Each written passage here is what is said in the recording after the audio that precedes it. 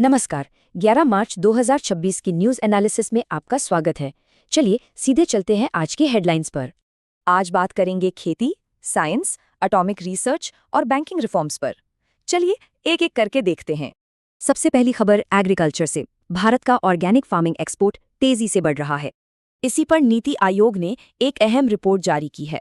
इसे कहते हैं नेचुरल फार्मिंग, और इसकी जड़ें हमारे प्राचीन ग्रंथों में हैं, जिसे अब मॉडर्न साइंस के साथ जोड़ा जा रहा है। इसकी सबसे खास बात, सारे जरूरी इनपुट्स खेत पर ही तैयार हो जाते हैं। इससे सीधा फायदा किसानों को है।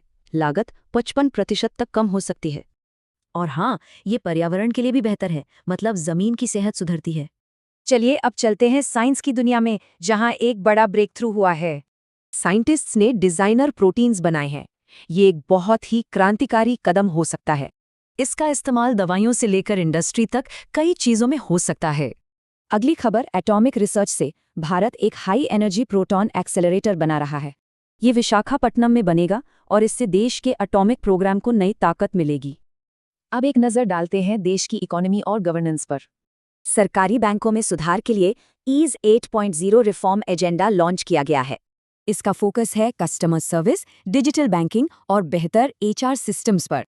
एनर्जी सेक्टर में एक नया ट्रेंड है एग्रीवोल्टाइक्स, यानी खेती और सोलर एनर्जी एक साथ। और इससे भारत के 500 gigawatt non fossil fuel capacity के लक्ष्य में मदद मिलेगी। और अब कुछ खबरें शॉर्ट में। चंडीगढ़ लगभग 100% लिटरेट हो गया है और जल जीवन मिशन जारी रहेगा।